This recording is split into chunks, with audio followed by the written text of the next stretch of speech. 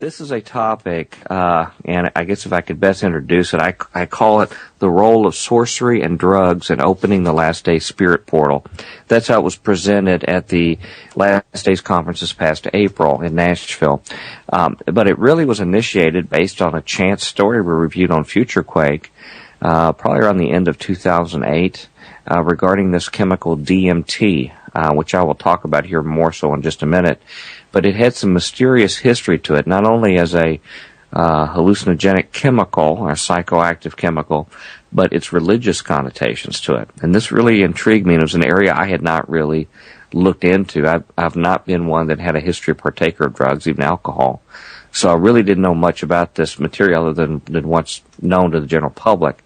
That led to some more research on my behalf and more interest in doing sort of a foundational show back around January 2009. I invited Dr. Lynn Marzulli to sit in as part of our discussion of my research on DMT and similar drugs. And at various times, I've taken an interest in furthering and advancing my research in this area. And I'm getting more and more convinced all the time that this is an area that all people need to be aware of, particularly the Christian community, because we've been very lax in understanding what goes on in this concept of sorcery and the role of drugs and the spiritual implications itself. And that's really the context of my talk. So if you don't mind, I'm going to proceed further. And Chris, please feel free to interject, ask questions whenever you like along the discussion as we go here. Okay, great. The whole purpose of this talk, and just to give you a little heads up here, is to educate, first of all, on some history of sorcery and drugs in spirit contact, in use in spirit contact, both from secular and biblical records. Try to explain the impact of sorcery activities in the modern era as well, too, which is another fascinating topic. And from there, reveal some current developments in the revival of interest in sorcery today. And then proceed to propose some hypotheses on how these activities can actually fulfill Bible prophecy. And conclude with some suggested activities today that I think may fulfill the model, the prophetic model that I will propose, and then close by recommending some action to actually address this threat. So, moving into the body of it, I first need to clarify some definitions for people of some terms that they may not be familiar with. The concept of the word or term theurgy, and I'm going to give you a definition here. It's the practice of rituals, sometimes seen as magical in nature, performed with the intention of invoking the action or presence of one or more gods, especially the goal of uniting with the divine, achieving henosis or perfecting oneself. And henosis relates to having a union with what is fundamental in reality, the one, the source, or monad. So it's a key purpose of conjuring these particular spirits to achieve a desired spiritual end state. Now, there's two types of this. One is called invocation, and invocation is best defined as a form of possession. And this is where an individual's normal personality is replaced by another. This would be the kind of thing you would see when channeling occurs, when you see this spirit comes on someone. Another definition is to draw a spirit within one's body, or within one's own body. Even shamans do this. Medicine men, shamans, Wicca practice this activity. The other approach is evocation, and that is calling or summoning a spirit, demon, god, or other supernatural agent is the definition. And even Aleister Crowley, who is well known to anyone who studies the areas of the occult, he has his own definition just to distinguish between the two. He says to invoke is to, quote, call in, just as to evoke is to call forth. In invocation, the macrocosm floods the consciousness, so the outer spirit world comes in you. In evocation, the magician, having become the macrocosm, creates the microcosm. So, in his view or understanding, the magician becomes the controlling universe and then is able to summon forth gods. So you will hear invocation and evocation all the time, but invocation, they come in, they sort of take you over, they speak through you, for example. Evocation is when they actually appear or manifest themselves in some form before you. Another term people need to understand is what this word sorcery means. Sorcery, if you look in a simple definition, for example, in Wikipedia, it's called the manipulation of magic. But I'm very interested in what the ancient world says, and particularly the Bible. In the Old Testament, the Hebrew word, it's keshef, I believe it's a pronunciation, and it relates to sorcery or witchcraft. In the New Testament, there are actually two words that are used. One is mageo, and that means to be a magician or to practice magical arts. But the one I'm really interested in the most is the term pharmakeia. And pharmakeia is the use or the administering of drugs involved in sorcery, magical arts, and often in connection with idolatry and fostered by it. So drugs are a key connection, and obviously you see the word pharmakeia and its connection to pharmacy and what we know is administering of drugs. And the last term I just want to make sure people are clear on is this term shamanism. And probably a simple definition is shamans are intermediaries between the human and spirit worlds. So these are a very, very ancient form of people that do this particular function itself. Now, just to give you a couple examples that we have in the ancient literature where these events occurred, if you go back and look at the book of First Enoch. Now, First Enoch, if your listeners are not aware of that, is a book that some consider writing that is worthy of consideration as being factual and accurate. It is quoted in the Bible, in the book of Jude, and elsewhere in the Bible, which gives it very special consideration. The book of Enoch has been kept in the canon of the Ethiopian church since its earliest days, one of the earliest segments of the church body. So it's something that's considered in great esteem. Some portions of it, particularly as you get later sections that may have been written at a later date, cause more concern and conjecture. But anyway, First Enoch is held in great esteem, and it talks a good bit about what happened when these angels, 200 angels, came down to cohabitate with women in the days before the flood. And this event is alluded to in Genesis chapter 6, as well as again in Jude and a few other places in the New Testament. But a couple of these people, and these are in foreign tongues, so I'm not often able to completely pronounce them correct, but Semjaza and Amoros were two of these leaders. In fact, Semjaza is considered possibly the ringleader of these angels who, as the Bible says, left their first estate and came down to cohabitate with women. It says that later they were judged for this at the time of the flood and were actually imprisoned in a special place called Tartarus. But one of the things that the book of Enoch says that they did was they taught mankind enchantments and root cuttings. Now, enchantments is a key word as used in the Bible because it relates to using this drug-related sorcery, and root cuttings are basically using the kind of things like you associate or connotate with classical witchcraft, where you get these roots and cut them out and make potions and spells and things like this. So it suggests that there was an effort made by the dark forces to take the initiative to contact mankind and to introduce them and teach them these techniques. Now, one of the most venerated godlike characters in all of recorded history is Isis. Isis, the goddess of Egypt, which was a goddess whose worship was continued throughout the Greek and Roman era as well. She was probably the most robust religious figure to maintain support even as new kingdoms came along. She was the goddess of magic, and again followed in Egypt and later in Greece and Rome. In the story, the main story involving Isis is that she was actually married to her brother Osiris. And Osiris was confronted by Seth, or Seth. Seth is the correct term. And in their battle, Seth was able to destroy him and actually cut him up and send him away. And Isis was able to actually use her magic techniques to gain extra power from Ra and others as a means by which to reassemble Osiris and basically rescue him from the underworld of death.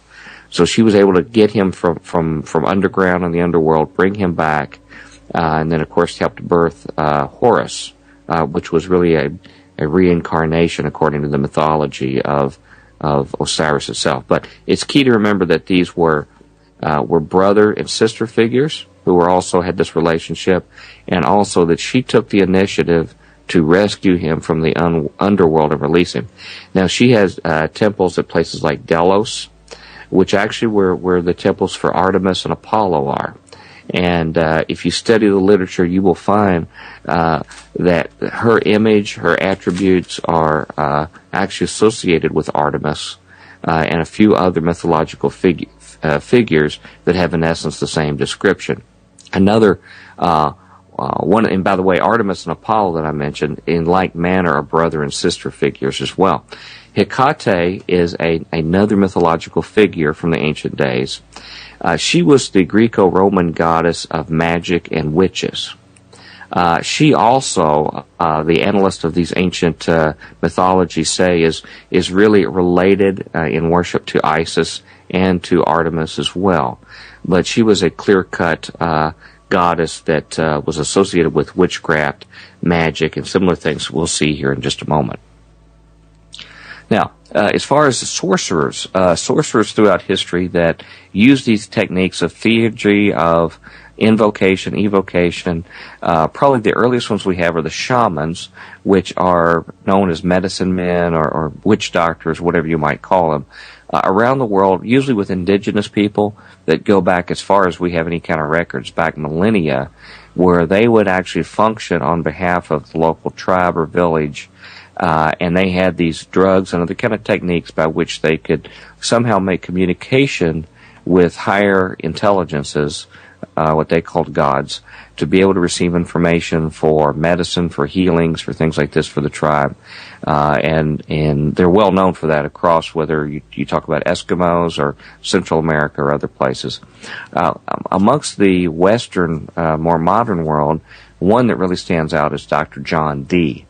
Dr. John Dee was actually the magician and chief think tank in the court of Queen Elizabeth, in England. He was probably the smartest man in the world. It has been said he had the largest library in the entire world at the time. And he also considered himself a Christian, and that's a very curious matter. But at the same time, he had such a thirst and zeal for knowledge, and he wanted so much to know what about nature, about how the world worked, about other facts, that he took the activity to contact angelic spirits to be able to obtain more knowledge. And he used a technique called scrying, or basically using a crystal ball. And he had another gentleman who actually assisted him, Edward Kelly, I believe is his name, who actually assisted him in making these views of the crystal ball and then making contacts with angels. And the recordings recorded all sorts of information about nature, about science, and there's even indication possibly the New World was communicated through this activity. And while Dr. Dee considered himself a Christian, these beings over time began to say things that were not supportive of a Christian worldview, like you should not pray to Jesus, you should not worship him, and things like this. It terrified his cohort so much that he quit and actually left. He was really a broken man from this contact. But Dr. Dee continued on because of his thirst for knowledge and really compromising his spiritual beliefs. And one major contribution he made was something called Enochian language, and Enochian magic. And this was written in something called the Keys of Enoch. And it's something who's actually had its reemergence in the 20th century itself. Now, in fact, one person who was key in doing that was Aleister Crowley. Aleister Crowley was really the preeminent magician, sorcerer of the 20th century. I think he's without peers, undisputed, as the key in advancing occult knowledge, language, in doing workings itself. It's very curious that his deity encounters that he claimed to have in the presence of other people first was from a homosexual experience that he had, and went right into a particular experience. I'm studying more about his background right now, but there are a number of characters from the spirit world that he claims to have contacted, and one was called Iwas, and dictated to him something called the Book of the Law. Later one was called Lamb, And he's drawn pictures of lamb. This is back in the teens, 19-teens, and the picture looks remarkably what we associate with alien grays today. But he taught ceremonial magic as well as the ritual use of drugs. And he was a very big proponent of drug taking as a way to bridge the gap to be able to make this contact with the spirit world, both at his abbey of Thelema, where he liberally gave away drugs, and even his own addictions that he had as well to it. Another gentleman I can mention from the 20th century that played a critical role was someone by the name of Jack Parsons. Jack Parsons is one of the most little-known people in American history, but one of the most disturbing persons in background. He was really the father of the American space program. He is undisputed. In fact, if you ask Werner von Braun or others, they will point to Jack Parsons as the key person to result in our space program. He not only made our first rockets that were used in World War II, but he founded the Jet Propulsion Laboratory. He founded the Caltech rocket program. The rocket company Aerojet, for example, was founded by him. But he was a full-blown occultist. He called himself the Antichrist. And when they would perform rocket tests, either for academia or for the federal government, he would invoke ceremonies of the god Pan whenever he would do his experiments and tests. And he took on the mantle and ran the occult group, the main occult group in America out of Southern California, and was in direct correspondence with Aleister Crowley, and really was seen as his protege. And he developed a group of scientists, literary people, and others that would do these dark occult practices in his home, scare neighbors and other people. Even famous actors like John Carradine participated in these activities. But it became an issue with the FBI as they were watching these things. The thing he's most famous for is something called the Babylon working. And what these sorcerers do when they do a major effort to evoke, an evocation of a spirit, they call it a working. And in the Babylon working, he wanted to produce the great whore Babylon that would be, materialize and make itself manifest in this world, and so it could be a consort for the Antichrist in this world. And this activity was done in January 1946 with none other than his assistant L. Ron Hubbard, who was later known to found the Scientology religion. But they worked together and did this effort, and according to their reports, they had another assistant, a woman named Marjorie Cameron, and they claim that they actually witnessed a manifestation of the spirit into the world through their activities itself. So this is just a sample of a few of the people who, in the modern era, have fulfilled this role and well known. And I would like to just mention here, for lack of a better place, as a little addendum here, I'm of the sneaking suspicion that the person today who probably best fits the mantle of Aleister Crowley, who passed away, ironically, in 1947, right in the middle of a period of time that was very interesting from a spiritual and biblical standpoint, a time with the Roswell sightings occurring at that time, the founding of the Dead Sea Scrolls, the refounding of the Book of Enoch, just before the founding of the nation of Israel. But since his time, I believe that his mantle probably most likely fits on, of all people, the author, comic book impresario, Alan Moore.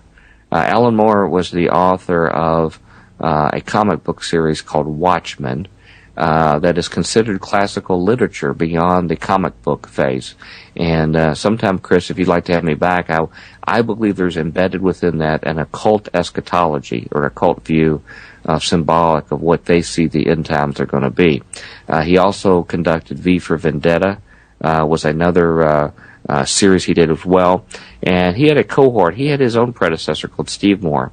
And they together actively pursued the use of drugs and other sorcery by which to contact spirit entities, according to their own word. So I think this tradition of sorcerers is still continuing today. Okay, now in the Bible, just to give you some examples of what the Bible might say about it, the witch of Endor is one case of sorcery activity going on in 1 Samuel 28. Saul had done a number of things at this time in history that were counter to God's will. He was in great jeopardy. In fact, he had really lost God's blessing because of not doing what God had described him to do. At the same time, he had lost his main associate, the priest Samuel, who was really his main advisor from God, and he felt totally helpless. He was in desperate distress, and had to seek out someone who could attempt to contact a dead Samuel to get advice about an upcoming battle. He had already chased the sorcerers out of Israel, as he was instructed to do, so they had to go find another one just outside the area at Endor to use. And so when they used her services, she says at the process when this was ongoing, she saw gods coming up from out of the earth. And that was the thing she saw. And in reasons that I can't fully explain what happened, for some reason it appears that she was permitted to bring forth Samuel for a special purpose. And this purpose was to send a message to Saul that he was doomed and that his life would be taken from him in this upcoming battle. But this process occurred, and in fact it seemed as if even she was startled at his appearance. And suddenly realized that Saul was in her presence, who had disguised himself. So that was a sort of a classic event of a sorcery event. Then we have a character in the New Testament by the name of Simon the Sorcerer. Simon the Sorcerer, at the time of the book of Acts, had an entire town spellbound by his sorceries. They were pretty much entirely under his will. However, to some extent, he had succumbed to the message of the gospel. And he proceeded and was baptized, but he fully did not understand the full nature of what it meant to become a disciple of Christ, because he tried to buy the Holy Spirit from the apostles. And he thought this, I guess, looking back on his old days as a sorcerer, where you actually had to put money down to gain new information, new gnosis, new magical power. He saw the work of the Holy Spirit and he wanted it. For whatever reason, but he was, as you can imagine, he was chastised for this and severely rebuked. And ironically, he was told he was of the wormwood of hatred for this. And I want you to remember that word, wormwood and hatred, because they are associated together. They do have a later connection to sorcery, I believe.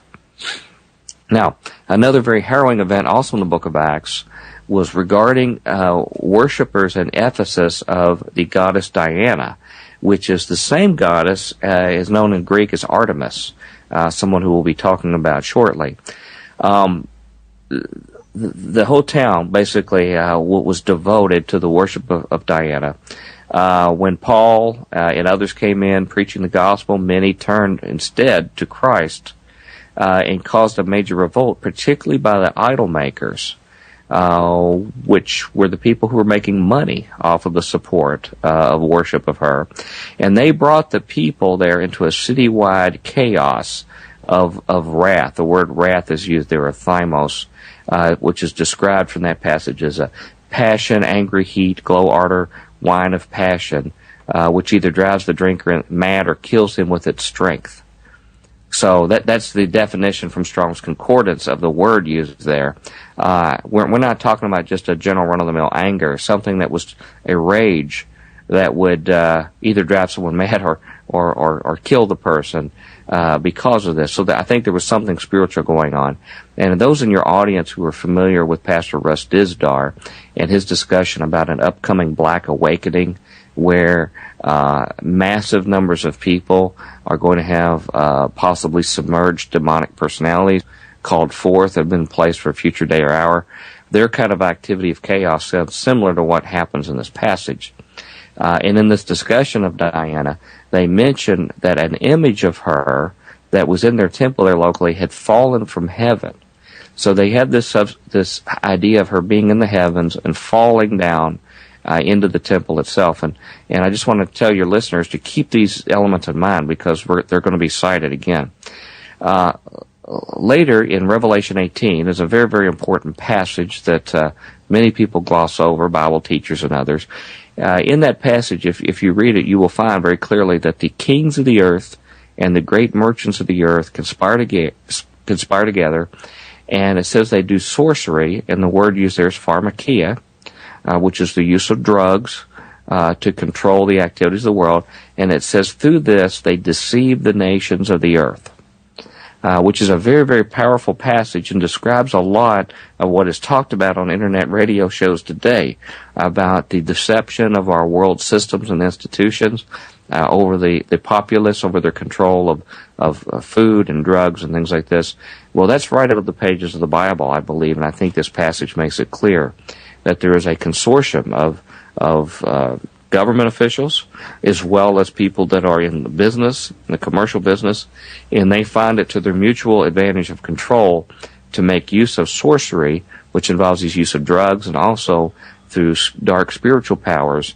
And the net effect is they're able to deceive large portions of the world public in their process of this communication. Now, just going into some details of some of these chemicals that we're talking about, some of the more common ones, and these chemicals would probably be best described by the term entheogens, which are drugs which do something to your psychosis, your spirit, to enable you to overcome any barriers to make direct contact with spirits in the spirit world. And some of the natural substances include something like, I believe it's pronounced psilocybin.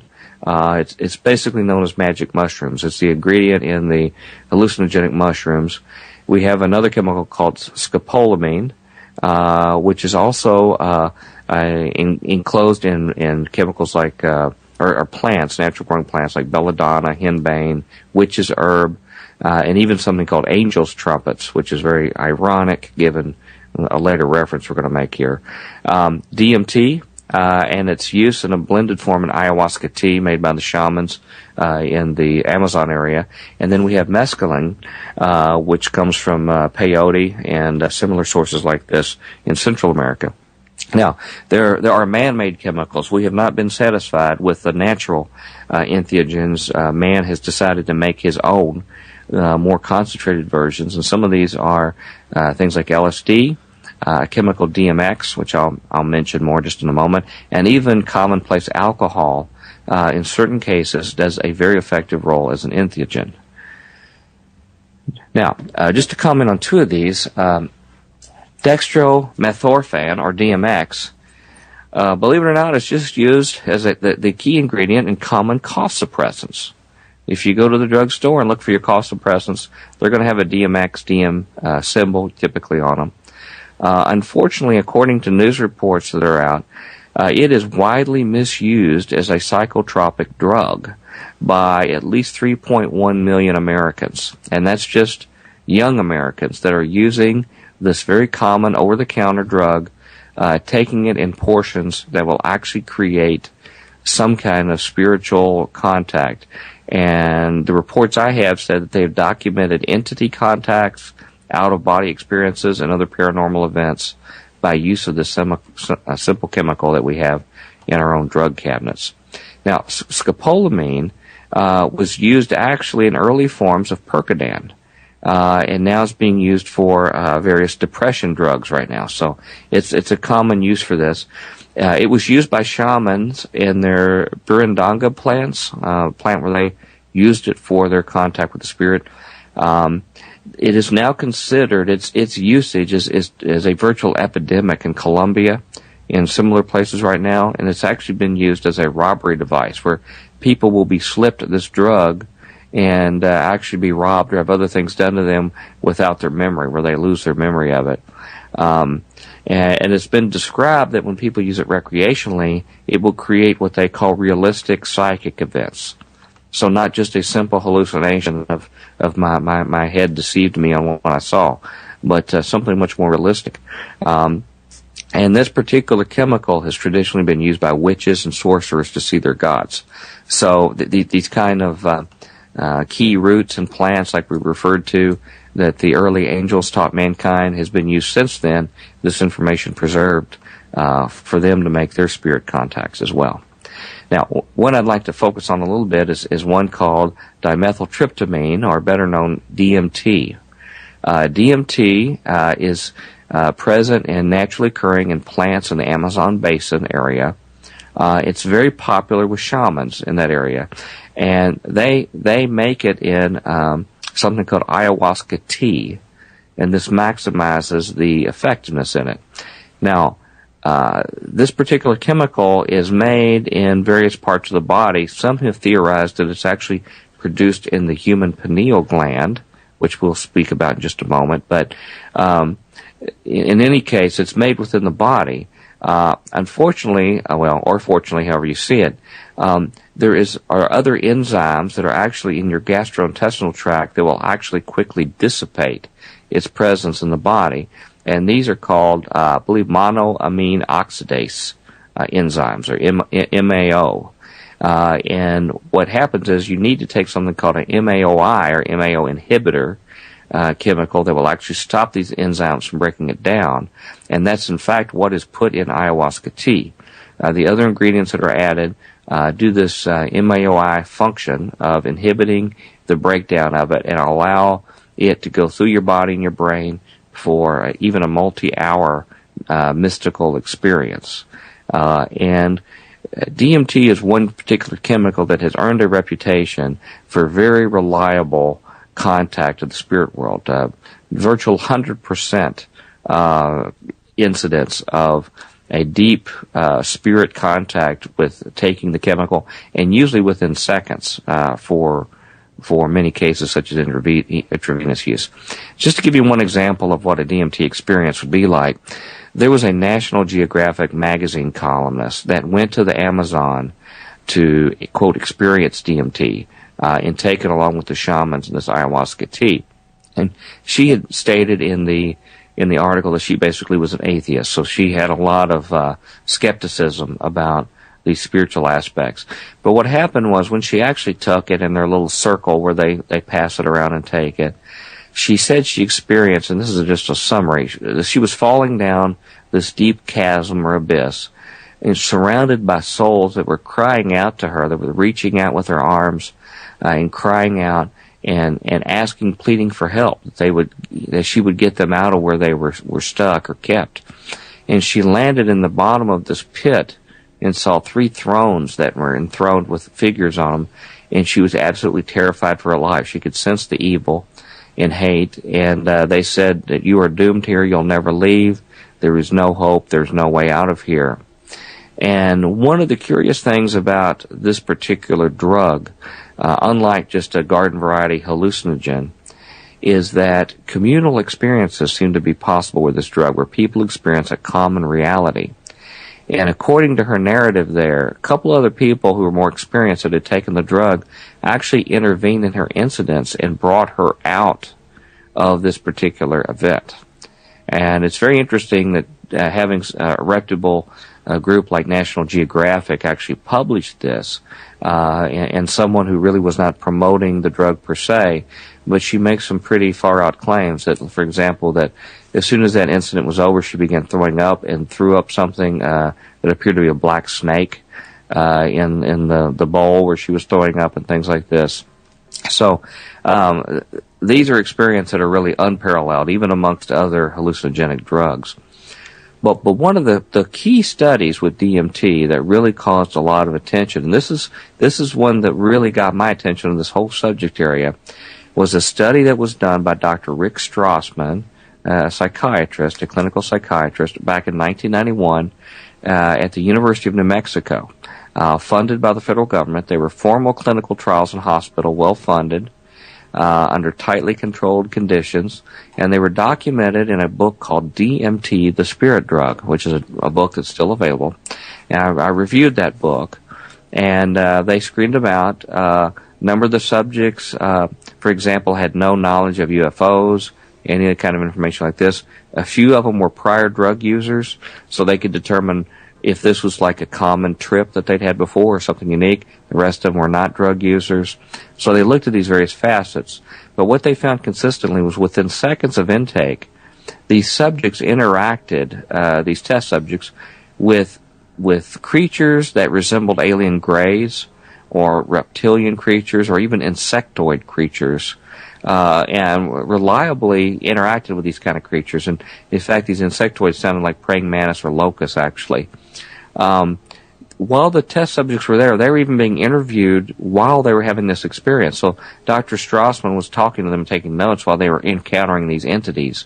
And they were aware that they were in two worlds. So they weren't lost out on one and in the other. And in fact, later in the experiments, they had to wear masks because they could see this other spirit world dimension, whatever you want to call it, overlaid over the existing world that we were at. And so they were aware that they were visiting, but everything in their experience said was this was not a trick of the mind, but this was something legitimate. Even the people who had taken drugs in the past said, no, this is actually real. Before I could tell this, it was some escape of my mind, but this was something real, real contact. The ones who were willing to take repeated experiments actually noticed that these creatures remembered their name, noticed how long they were gone. There was a complete understanding of a lapse of time, which they say never happens with other hallucinogens, doesn't happen in dreaming, things like this. So something that convinced the subjects that this was reality. However, in contact with these strange, bizarre creatures, the subjects were commonly raped or had violent reproductive experiments done on them. Something that sounded very akin to what you hear in alien abduction experiments, but very, very difficult thing. And in fact, many of the subjects were required to form a support group after the study for trauma therapy because they were so horrified by what they had experienced with it. But ironically, not only does this DMT ingestion process occur with indigenous tribes of Indians down in Central America, but there are now DMT churches that take it in a religious context. They're all over Brazil, and I believe they're actually in America now. And these particular churches, there was a court case trying to get them to stop to take this particular drug, and they said that it was part of the religious observance, and I believe the U.S. courts recently upheld it as valid. So I would expect to see these churches actually spread throughout the United States. Now, there's very interesting elements. This is something that I can't talk about from the narrative. You have to see it. But someone has actually attempted to make some pictures of something representative to what they would experience. And of course, in a two-dimensional picture, you can't represent what a real, full reality experience someone would be. But the kind of things that they mentioned were all sorts of vivid, bright colors, things like linear type events that were distorted, like, for example, a piano, a thing of piano keys that would actually be distorted and contorted. They would see little demons, little imps and demons that would watch them. And they most of the time, every one of the people would see a cloaked figure, a cloaked figure that they took to be death, that would have a skull for a face, but it would actually have eyes, actual eyes that would be following them. And as they would go from one type of event to the next, this creature would just sit and watch them through all of this. But to sort of segue back to our physiological causes for this, we're going to talk back to the pineal gland. And I just want to start with a quotation from Hitler. This was out of a autobiography, or a biography done by Hermann Rausching, one of his close associates in his book Voice of Destruction. He says, Hitler stated, "Some men can already activate their pineal glands to give a limited vision into the secrets of time." Hitler also told Rauschning that a, quote, new man would be created using the visions and scientific knowledge already being transmitted through these men's pineal glands. So this is something that's known to be something very special for a particular period of time. Now, to further explain this pineal gland, that Dr. Strassman believes is directly connected to the production and use of DMT. The pineal gland is a gland embedded in the center of your brain, directly behind your forehead, almost right between your eyes, surrounded by the brain. And it's called pineal gland because it is shaped like a little pine cone. Looks just like a pine cone, about 6 to 8 millimeters in diameter, but it's this pine cone shape. And it produces chemicals like serotonin, DMT, and other similar tryptamine chemicals, serotonin, which affects your general state of well-being, melatonin, which is a derivative of serotonin, is created in the pineal gland. One of the ironies, just little tidbits about the pineal gland, is that fluoride in water will actually calcify it. And that's why you can see a pineal gland on x-rays in older people that actually is calcified, which would tend to suggest that it would inhibit its capability, if whatever its capability might be. But as it turns out, in additional research I performed in the literature, it turns out fluoride actually assists the DMT and other tryptamine neurotransmitters in accomplishing their task. It allows it direct passage into the cells and into the nerve endings. So fluoride actually has been documented as a beneficial effect in having the pineal gland do what it does.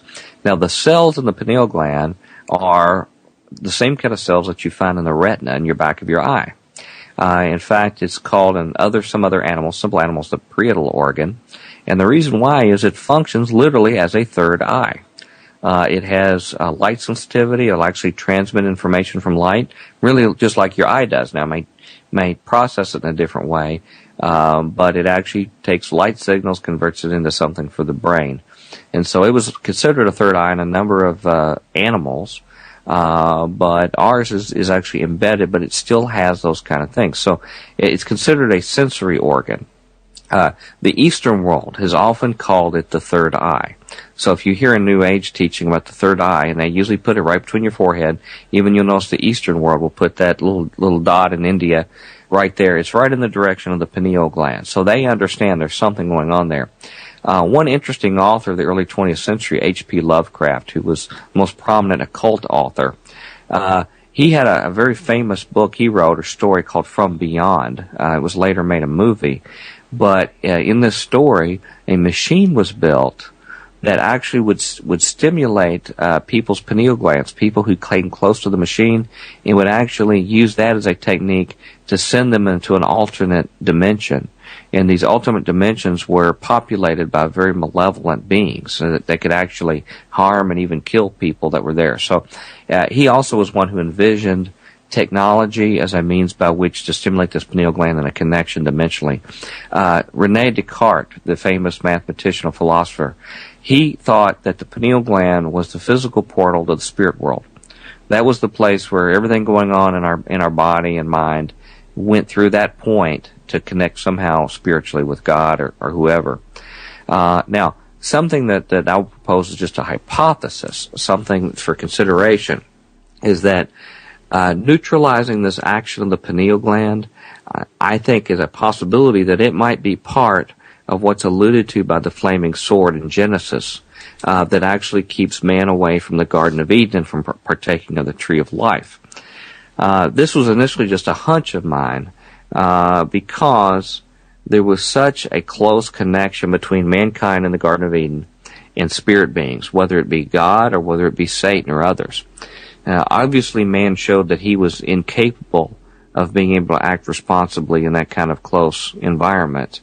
And my initial suspicions were that in addition to having a physical angel with a physical sword and a physical garden, that there was an additional representation there of some kind of protective block that God put to try to keep our actions of using some kind of means of using our pineal glands to contact the spirit world. And my suspicion was further augmented by the fact that these dark fallen spirit beings came down shortly after the fall and began showing natural ways for men to actually use natural roots and things like this to overcome this barrier that was put in the body. This MAO, as I mentioned before, is present in your gastrointestinal system and will actually dissipate DMT unless you inhibit it and provide extra DMT. And in fact, that's what these particular roots do that have been used of old in folk religion, in Wicca, in activities like this.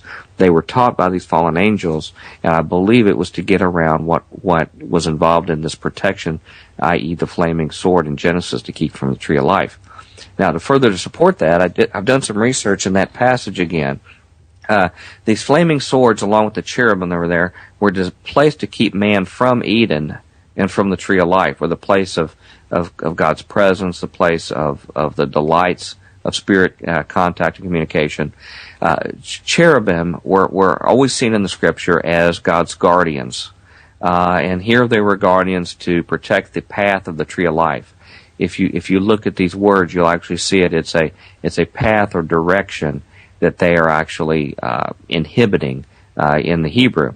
Now, the word flaming in this particular passage in Genesis chapter 3 is the Hebrew word, I believe it's pronounced lahat, and the meaning of flaming, its primary use is to use occult or magical arts. It is an occult hidden from view meaning, which is very fascinating. In fact, that same word is only used in one other verse in the Bible, and it is used to describe the enchantments of the Egyptian magicians. The Egyptian magicians, when they confronted Moses and they threw their rods down and they became snakes, the enchantments they used, and that self-same word that the magicians described there, were ones who knew secret occult practices, according to the definition of the Bible. This enchantments was the same word used here for flaming. Now, the word cherub, I believe is pronounced, is in fact representing a sword, a knife, or, curiously, a tool for cutting stone. So the flaming sword described in this passage, that the sword, the Hebrew word for the sword itself, can represent a sword or knife, but a tool for cutting stone, which makes me wonder, is there any connection to this ancient knowledge of stone cutting tools and Freemasonry, and a connection of these tools being needed to be overcome to reestablish this connection? The last word there, where it says that it goes to and fro, waving to and fro, is a Hebrew word, hifak. And that particular word actually means not only to go to and fro, but to transform oneself. So the possible explanation of these Hebrew words is possible that this particular device used to inhibit our access to the tree is something that is an occult or hidden means of using a sword, knife, or some kind of tool to transform yourself. So there's an inhibition of the transformation. And the discussion of keeping the tree alive, it says, is to inhibit or to restrain. So there's an activity of the cherubim to restrain this activity, this occult activity or hidden activity, using tools by which to transform yourself. So I think that's very curious when we think about passages in the New Testament when it says that the man of sin will not be revealed until the restrainer is taken away, until he who restrains, and then will become apparent that he's there, one should be seen. So I'm not sure if there's a connection or not, but it's very curious. Another case that actually a listener to Future Quake pointed out after one of our presentations mentions, and it may or may not have a connection here, but it is a curiosity. The incident in which Jacob wrestled with God, and God blessed him, God touched the hollow of his thigh, but he wrestled, he faced him face to face. Jacob names that place Peniel, P-E-N-I-E-L, slightly different spelling, Peniel, almost identical pronunciation. Could be just a coincidence. But the word Peniel in Strong's Concordance means, I have seen a divine being face to face, yet my life is preserved. And in fact, he recites this again in Genesis 32:30. So it sounds very similar to the kind of experiences that these people have had where they have seen beings they would call gods, and were in fear of their very life from this contact. But he made it a name there, and whether there's a connection or not, I don't know. But Peniel has a very interesting history after that. It was picked as the headquarters of the northern kingdom of Israel at the time that they went into occult worship and occult practices and set up idols, golden calves idols for worship. They made that the head of the kingdom for the northern kingdom, this particular location. Now, pineal gland, it's typically represented as a pine cone in its representation because of its shape, and that leads to some very curious representations in ancient mythology and in art. If you look in the ancient followers of Osiris, you will actually see that he carries a shaft, a rod or shaft that he carries with a pine cone on the top of the shaft. Similarly, Dionysus, who was a liminal god, or a god that controlled the contact between the spirit world and human world, who actually had a process by which his followers entered an altered state via drugs to be able to make this contact in this ecstatic state. He was known by carrying a similar rod that had a fennel shaft made out of fennel, the plant material, with a pine cone on top of it. And his followers, the maidens, the Menaids, actually would carry a similar staff with a pine cone on top. Well, it doesn't just end at the ancient world. If you look at pictures of the popes, they actually carry a similar shaft that has a pine cone near the top of the shaft itself. The same kind of designation.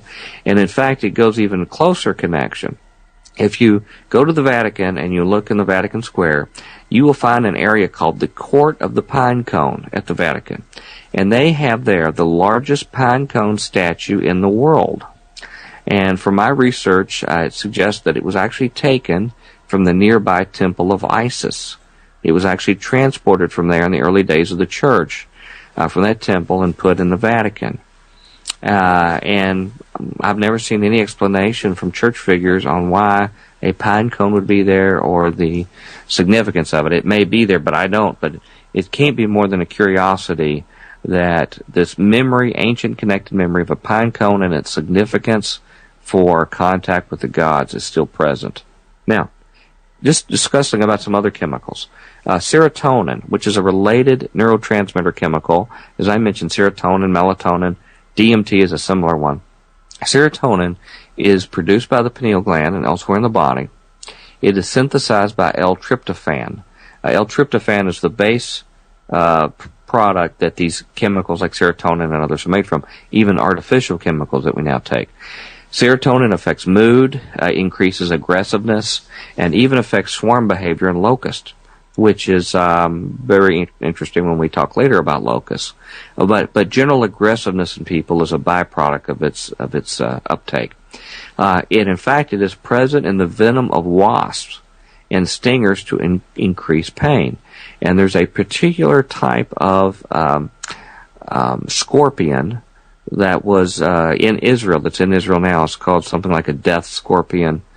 It actually has serotonin in its particular venom in the scorpion, and it brings you almost to death. It is so severe. It typically will not kill a healthy individual, but it brings them close to death because it is such a severe impact. Now, tests that have been done, medical tests with serotonin, just administering that to people, have shown that people can have religious experiences or similar kind of, or even obsessive compulsive disorder can come out of serotonin uptake. But religious mystical events occur as well. Now, the artificial hallucinogen or entheogen chemicals, DMT, psilocybin, mescaline, LSD, they all interact with serotonin receptors and basically replace its interaction. So they actually can go in and when serotonin is low and actually replace it and do the same effect on the nerve receptors. Most antidepressants that are taken are focused on altering serotonin levels for the same purpose. So this is a key in affecting who we are, how we perceive ourselves, and our reality itself. Now, here's another curiosity that I stumbled across, and again, it may not be connected at all, but when you hear the punchline at the end of this talk, I want you to remember this process. It may have some curious connection. There is a process by which pine cones preserve their seeds, their internal seeds, to disperse until they're exposed to fire. When they're exposed to fire, they will have a sudden explosion and release their seeds to regerminate. And this process is called serotiny. And serotiny is the process, again, and it's used in, for example, forest fires. When a fire has raged through a thick forest, and these burned pine cones will actually be activated by the fire to release their seeds to repopulate it. I think there is a mystical connection there that hopefully I'll refer to in just a moment. Let me pursue with another entheogen that has its own potential revelations. This is something that not too many people know about, but people are starting to find out about real quick, including myself. And this actually is an alcoholic drink, a spirit, ironically called a spirit, called absinthe. Absinthe is known by most people as the green fairy or the green goddess, and that's because in its normal state it has a pale green color. It is a highly alcoholic distilled beverage. Its key ingredient that makes it absinthe is it uses the wormwood plant. And the Greek name, the official plant name, Latin would be Artemisia absinthium. And it also uses fennel in it and a few other ingredients as well.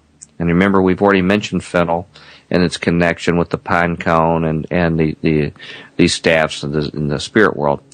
But again, it has this pale green color, and it makes this very special material, as you're going to hear. Now, absinthe was the obsession of European culture in the late 1800s. It actually has a connection far back to the ancient world.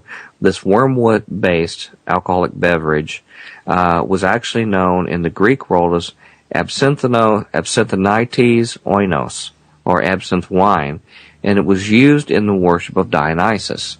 It was used to get them into an ecstatic state where the Maenads would actually be totally filled with his presence, have contact with him, and at the same time, they would run, according to the ancient writers, run across the hillside. If they grabbed oxen or large animals, they would rip them apart, limb from limb, and then consume them while these animals were still living, consume the raw material. Even humans, it was reported that they would actually do this too. They were a terror. And these were women, maidens that actually got together, went into the state. So it has ancient connections. It was even used for medicinal uses and things like this. But its real golden age was in the late 1800s in Europe. It was very popular with the bohemian artist bad boys of the era that we know well in literature. People like Oscar Wilde, Vincent van Gogh, Salvador Dali, Pablo Picasso, Monet, Hemingway. They all were voracious consumers of absinthe. And they all claimed that what was unique about it was that it connected them to their muse, or their spirit being that would actually inspire them and tell them what to do in their artistic endeavors. Many of these consumers, ironically, end up going mad later. They were actually left insane eventually due to the absinthe or other reasons. And not surprisingly, Aleister Crowley was obsessed with it. He actually consumed it in, of all places, New Orleans, at a place called the Old Absinthe House. And he just loved it. Of course, anything that would contact the spirit world, he was enamored with. And he wrote a poem about it called The Green Goddess. And actually, the poem was recited that the person who was supposedly writing it was Apollo, the god Apollo. So I want you to remember that Apollo here is appealing to the virtues of the Green Goddess, and keep that in mind. Now, Marilyn Manson, a person who has tried his best to keep the Aleister Crowley legacy of being the wickedest man alive and doing everything he can possible to offend Christians and the Christians' God. Not surprisingly, he has found the joys of absinthe himself. In fact, one of his recent albums, he says, was recorded and conceived, written while he was under the influence of absinthe. Now, the effect of consumption of absinthe was understood in society at the time to create a condition they called absentheism, which was some kind of degraded physical state that is much, much worse than alcoholism.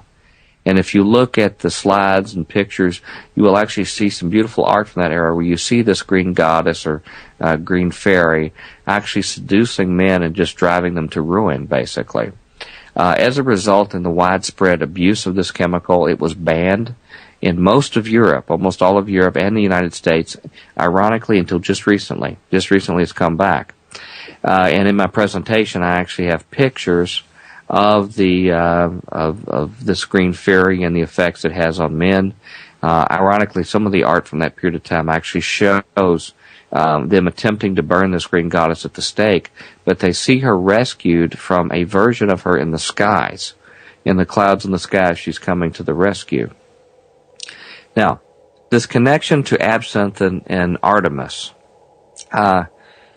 Artemis, whose name, and it's acknowledged in the literature in the naming of the wormwood plant, that it's referring to Artemis, the goddess. Okay, Artemis is also known in mythology as Diana or Hecate. And Artemis was the brother of Apollo. In fact, there's all sorts of art that's available that shows her with her brother Apollo as well.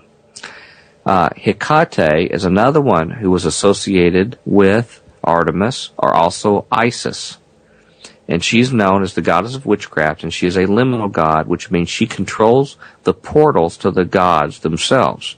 She's the doorkeeper to make it available.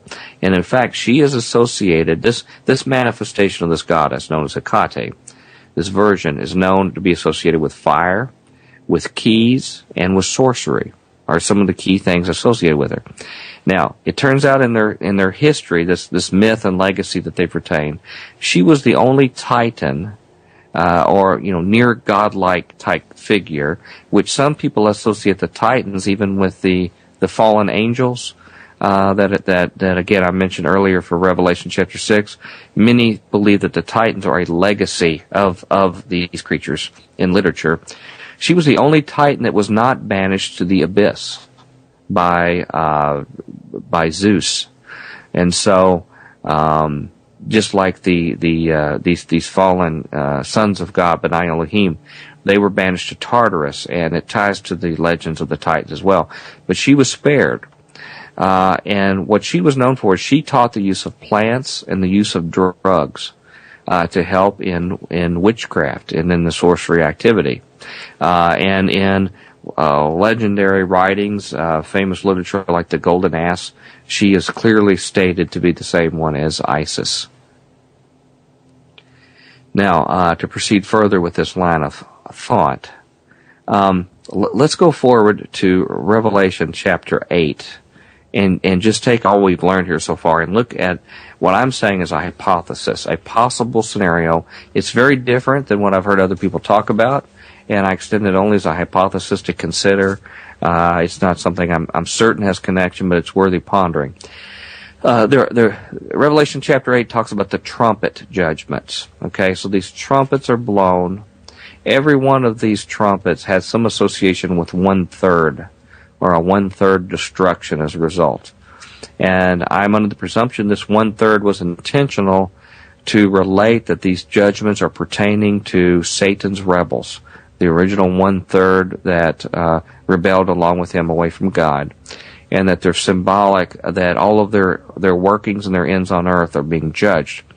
We see the second trump occur in that passage, and the seas and the ships themselves are impacted. In fact, it's clear that they're talking about real oceans here.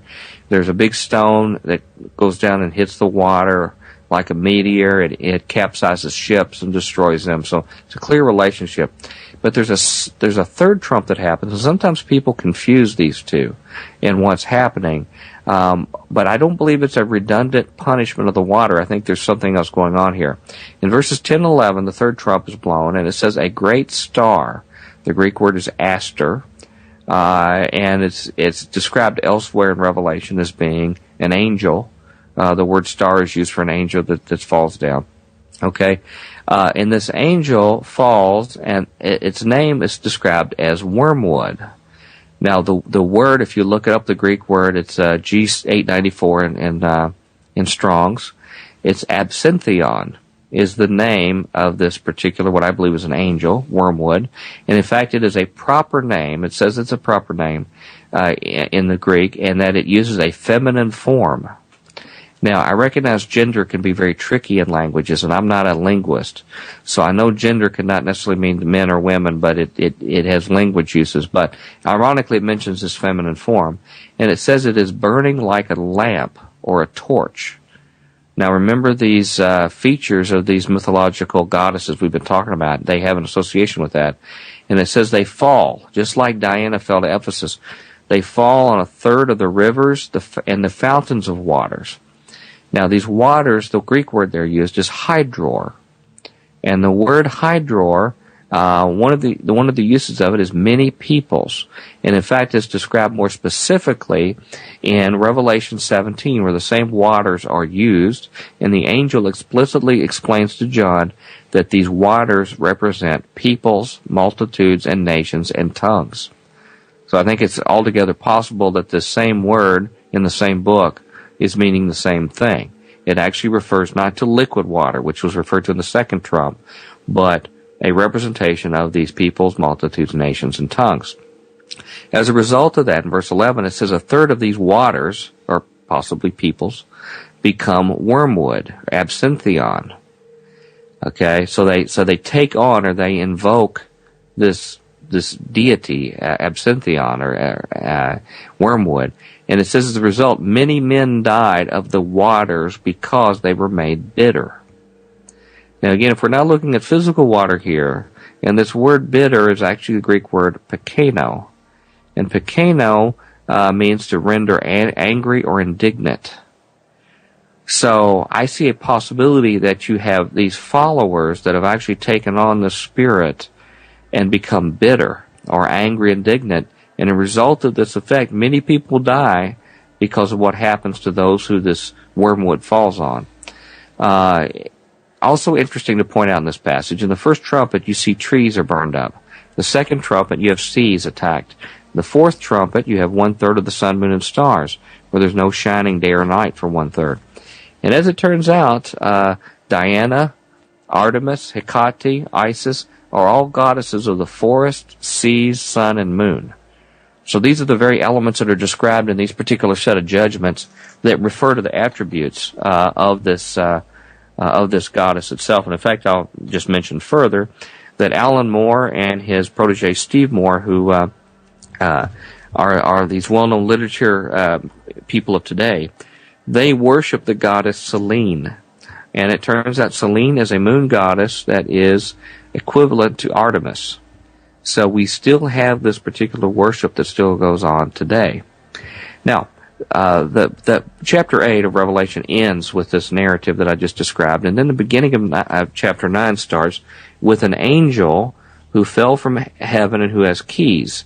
Now, this angel is described in the King James as being a he, but when you look, I see no evidence of gender in the Greek for the angular description. There's no male or female given, but it has keys to open the abyss.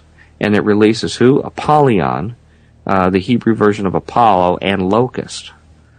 So I'm seeing a picture that's actually forming here. I think people can connect the dots from this. I believe that it's possible that this wormwood, for example, the star who's thrown down at the trumpet is the same star who carries these keys forward, particularly since this goddess is associated with carrying keys to the spirit world and to the underworld. So then this Apollo is released, who is the brother of Artemis. So to just solidify the interpretation that I'm leading with this hypothesis would suggest that Artemis / Hecate / Isis, whoever this liminal goddess is, she falls down in fire, as she's described, comes down in fire.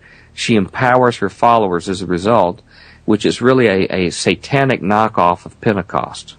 So they are actually empowering their followers just like the church was initiated at Pentecost. And as a result, there is a massive worldwide human sacrifice, blood sacrifice that ensues with the many people that die. These followers that have had the Spirit come upon them, they become bitter, they become rage, they kill in mass.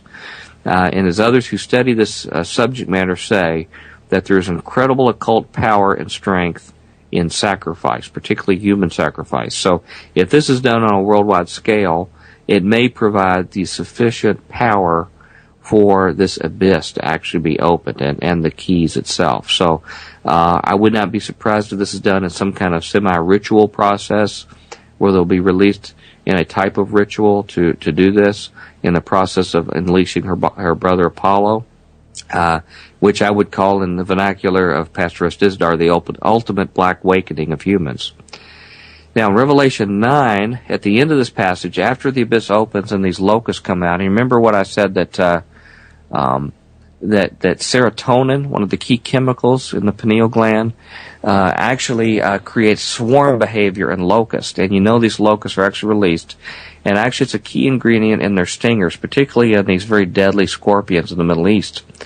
And as we know, we hear that these stingers that they have are stingers like scorpions that attack people for 5 months. And these people, it's almost like they're paralyzed, almost like a sleep paralysis or some kind of alien abduction event where people are frozen and can't move.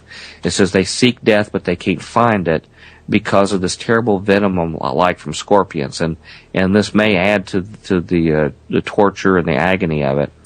But it says after all this is experienced and all of the creatures come out of the abyss and do this to the worldwide population, the Bible says that even then that the people would still not repent of their sorcery, of their murders after all this torment. So there's a connection to sorcery or the practice of rituals to invoke gods, which I think is connected to the events that just occurred that were there, as well as the murders that occurred, which they did on a massive scale.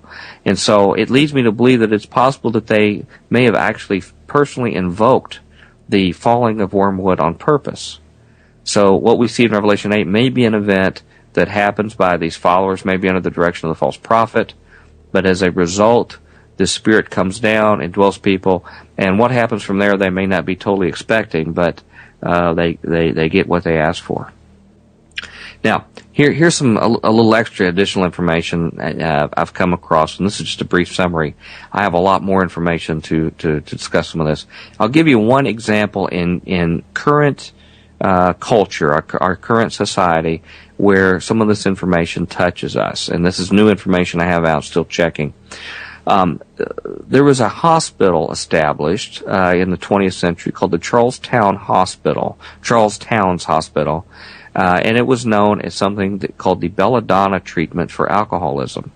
And what happened, there was some mysterious man who approached this person, Charles Towns, who was not a doctor, by the way, and approached him with a mysterious recipe of drugs, natural drugs that be given to people to cure addictions. And they said that it would be certain to make a lot of money.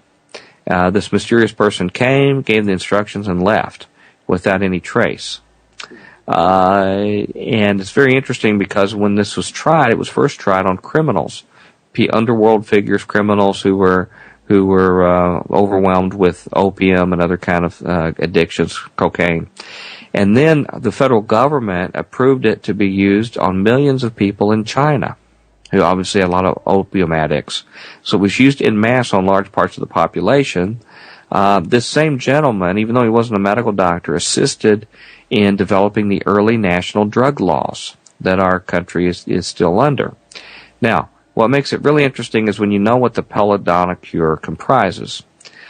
This particular cocktail of drugs that were given over time used belladonna, which is also known as deadly nightshade, henbane, which contains chemicals like hyoscine, which is also known by scopolamine, which we've talked about, and also hyoscyamine, which is also in henbane and mandrake. All these chemicals, by the way, if you've noticed and heard of them before, these natural herbs, belladonna, nightshade, henbane, have all been used by witches for untold periods of time, for potions. Even in Shakespeare and things like that, you can hear some of these chemicals used. Folk medicine has used them, and I believe it's all the way back from the fallen angels who were taught that these particular root drugs. But this was given in a modern medical hospital facility to cure addictions like alcoholism. And one of the curiosities of this was that henbane, one of the drugs there, is known when you take it, ingest it, for causing sensations of flight, where you actually feel like you're flying. And there are some theories that this is how the rumors got in the myths about witches actually flying in broomsticks and things like that, was because they would take in their covens, they would take this henbane, and they would actually take it in mass and think that they were flying. Okay. So, this belladonna treatment, all of a sudden this man initiates somebody, money becomes available, to put this hospital together. One of the early people who comes up to attempt this treatment is a gentleman by the name of Bill Wilson. Bill Wilson is a drunk at the time, but he will become the founder of Alcoholics Anonymous. He, just before this period of time, got to know some people called the Oxford movement, which was a Christian movement, but has some very, very dark background to it as well, too. And that had a lot of effects on his work as well, too. But that's for a whole other story, talking about the Oxford movement. But he goes to this hospital for this very bizarre treatment of given these ancient drugs. And during his hospital treatment, he says he had a mystical experience with God. And this was the experience that he talked about for the rest of his life. He said he had a sensation of flight, which is obviously from the henbane, and this experience of being set on a mountaintop. And his exclamation was, if this is the God of the preachers, then I accept it. Or something to that effect. So he associated that with what he referred to as God or higher power to later state to what he experienced. Now, he had a very interesting life that many people don't know about. He said that he actually channeled the 12 steps that he wrote about in his book from a 15th century monk. From the resources I have, and this is because he maintained an interest in spiritualism the rest of his life. But he says this came from this other intelligence that provided this information. And in fact, his biographer said that he had something in his house called the spooky room at his home, where they would go do seances or Ouija board activity, and so they were definitely into that. He also got really involved in the consumption of LSD. And he was part of a study group back in the 50s and I guess 60s, studying its use for assistance. People who assisted him were Aldous Huxley, a gentleman who has also a very sordid past from Brave New World and his plan to actually keep most of the world's population drugged on soma. It's talked about in his writing, his globalist writings that he had of an elite running over a drug populace.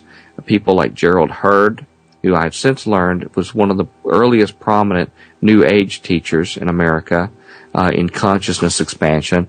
Even Claire Booth Lucci, who was a congressional figure, female congressional figure, whose husband operated the Time magazine. So a very interesting group. But he mentioned in this consumption of LSD that the experience he had was basically identical to his religious experience he had in that hospital, which is what he considered his contact with God. Now, coming here toward the end, I just want to share a little bit about what's coming, what we think is coming. Here is a quotation I'm going to give from one of the most prominent New Age leaders, Barbara Marx Hubbard. She's a woman who actually narrowly missed getting the vice president nomination for the Democratic ticket in 1984. Very influential person, particularly in global circles, and even with some evangelical figures, believe it or not. She had a message that she said she channeled from her spirit, and here's what the message she was given. It says, this is her spirit guide speaking. It says, out of the full spectrum of human personality, 1/4 is electing to transcend. 1/4 is destructive, and they are defective seeds. Now as we approach the quantum shift from the creature human to the co-creative human, the human who is the inventor of godlike power, the destructive 1/4 must be eliminated from the social body. Fortunately, you are not responsible for this act. We are. We are in charge of God's selection process for planet Earth. He selects, we destroy.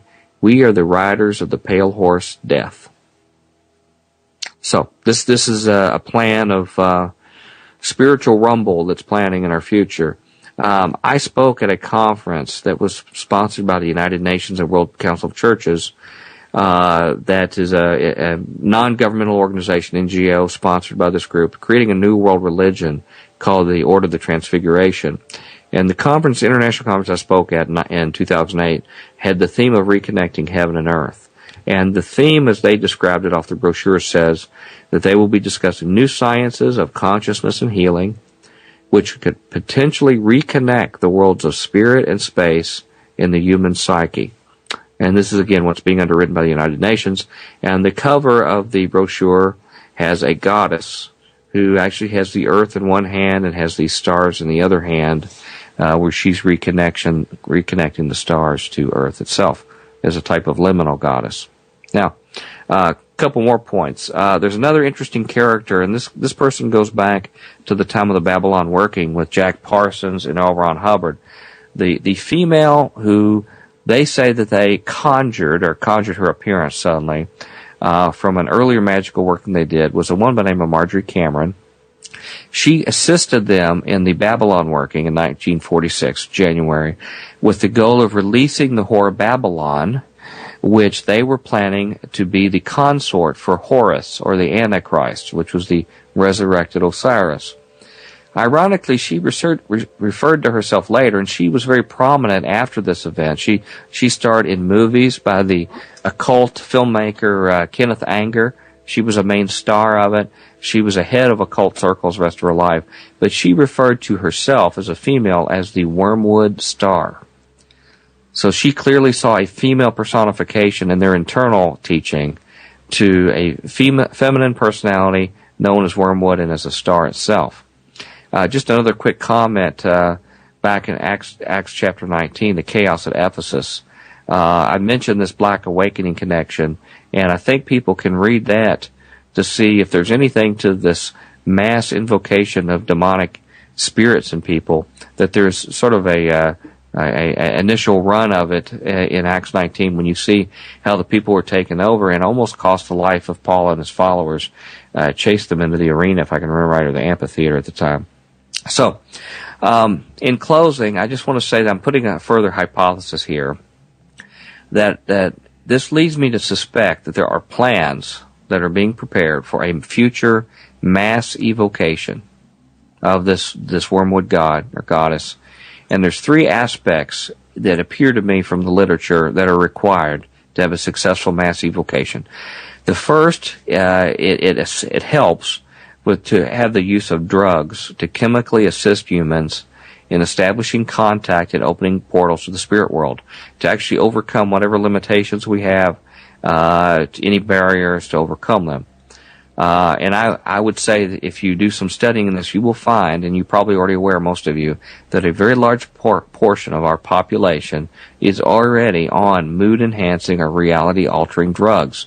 Many of these are, in fact, tryptamine-based products that affect our neurotransmitters, and in many ways are very, very close cousins, very similar in their look to serotonin, to DMT, and similar chemicals itself. And their chemistry is just very, very close to hallucinogens and their effect on neurotransmitters. The long-term effects of these chemicals, since there really so many of them are new in this generation, are not understood, but they have documentation where some of these drugs have gone and had the opposite effect at a later date, unexpectedly, of psychotic events that result in suicides, that result in death events of people, and even some of the mass shootings which we've had, and some of these shootings at schools and things, they have later found out that some of these chemicals, these people were on them, and suspected that exacerbated an event that caused this effect. Now, I also want to make sure people are aware that it's not just drugs that you take that can cause this. This also includes foods. And we are surrounded by an atmosphere of genetically modified foods. Our corns and soybean are almost 100% genetically modified. Other drugs or other foods are in this case. Also the water we take. I heard Brother Chris's comment about my water here. Fluoride is in a large portion of the population.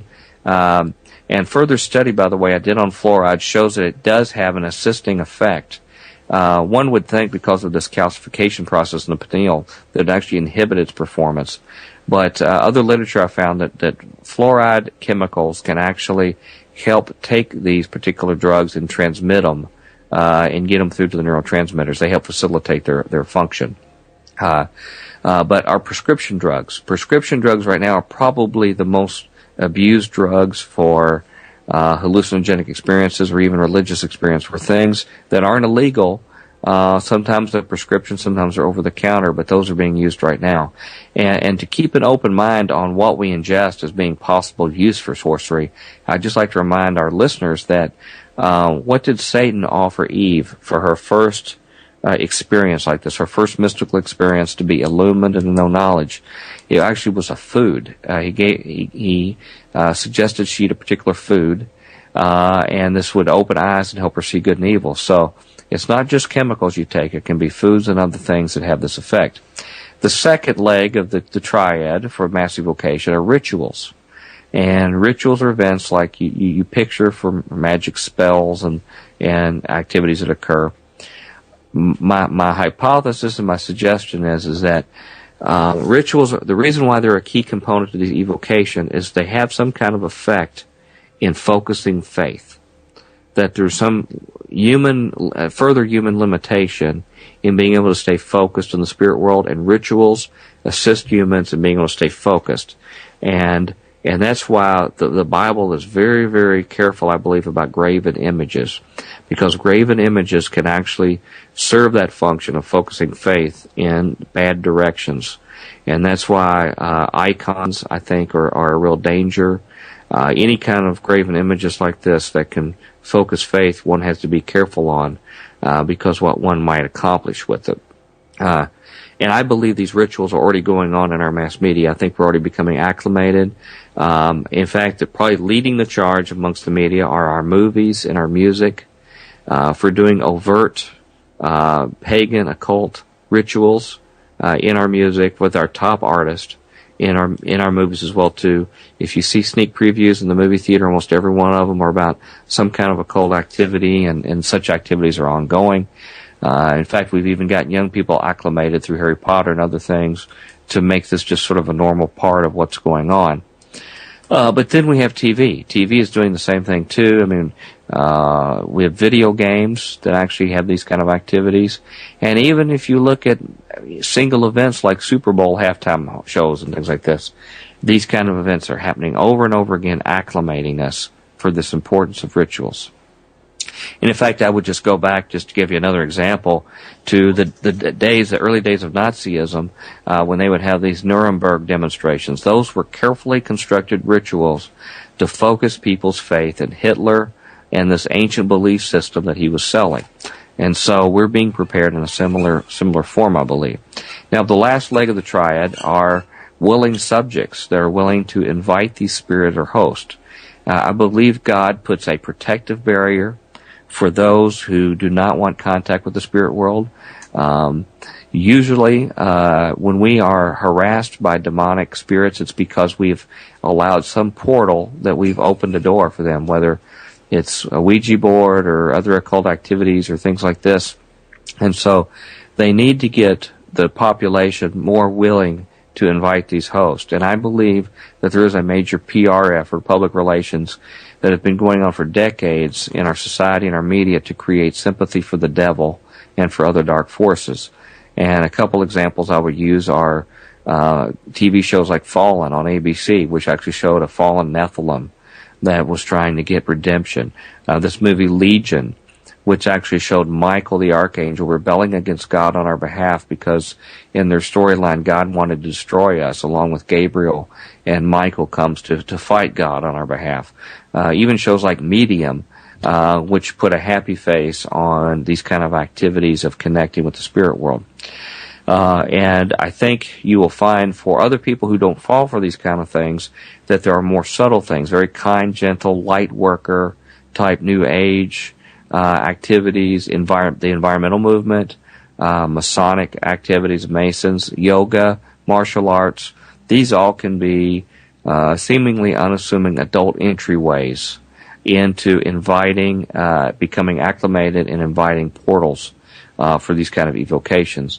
And I just want to point out here that human assistance in this process of bringing forth these three aspects may not always even come from willing or even witting subjects that are aware of what they're doing. There can be, many executives in movies and television, other kind of things, and publishing, who aren't aware of this kind of stuff and do not realize they're even promoting it. Not every one of them wears a cape and horns in the back, although there are some that do. I would submit that probably most Americans that aren't Christians, their basic gods mostly are Mammon and Bacchus. They worship money and they worship pleasure and anything that they find fun or fulfilling. But they can be unaware subject to help promote this activity. So in conclusion, I'd just like to say that in summarizing, drugs play a key role in opening portals and contacting the spirit realm. And not all, but many, but not all of them are hallucinations, and many of them are well documented that cannot be explained by just mere hallucinations. The consumption of substances with psychotropic properties are becoming increasingly significant in their impact in recent days. Some are done wittingly, some unwittingly in this process. And again, there's new developments as far as additives to our food and water to expand it.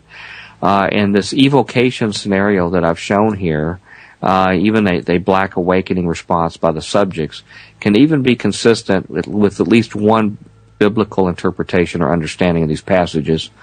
There are actions, I believe, now behind the scenes right now to prepare for this event, that it is premeditated and being planned, and that I do not know, Christians may or may not be around to see this event when it occurs.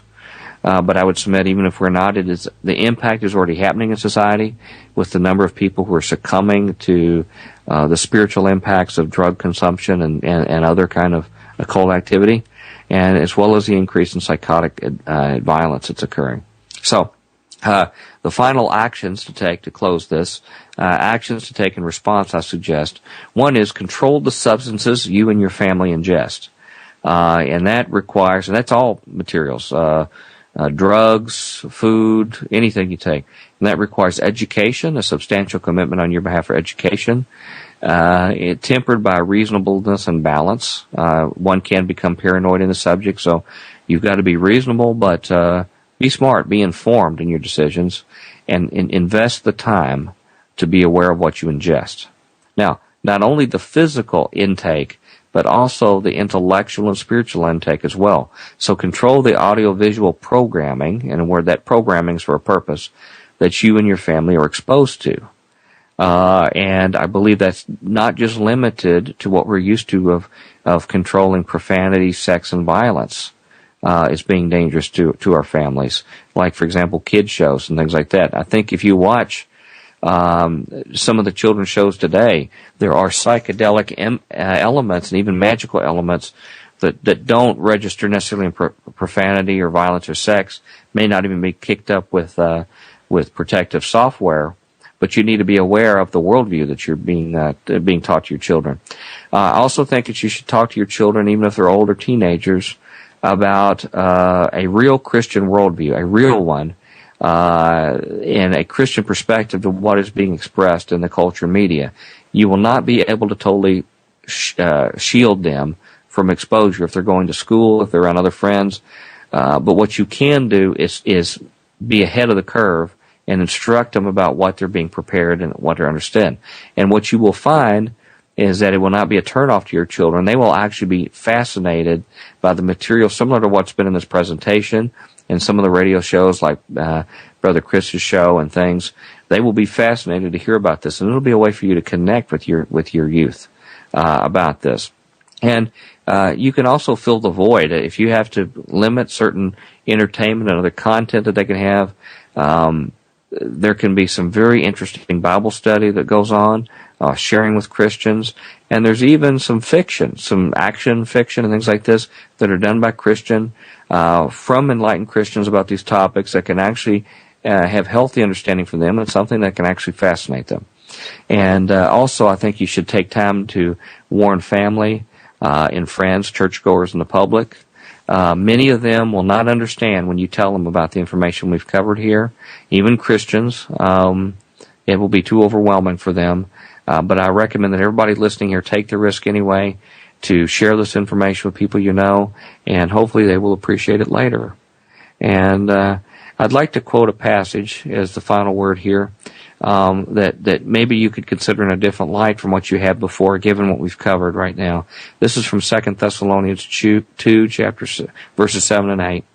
and I'm going to include the Greek words in here with some definitions, some of the alternative definitions within Strong's Word. It says, for mysterion, or mysteries, religious secrets, which are confided only to the initiated and not ordinary mortals.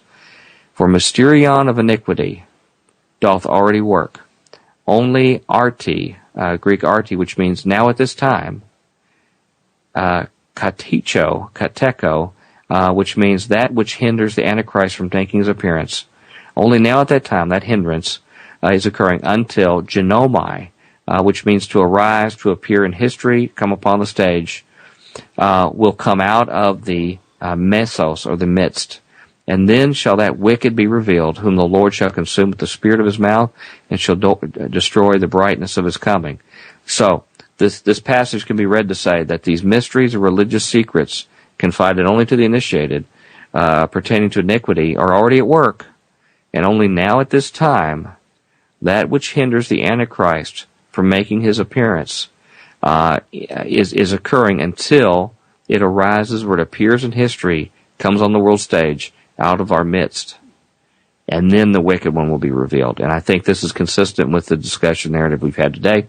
And that concludes my presentation, Brother Chris, on this information on spirit portals and drugs.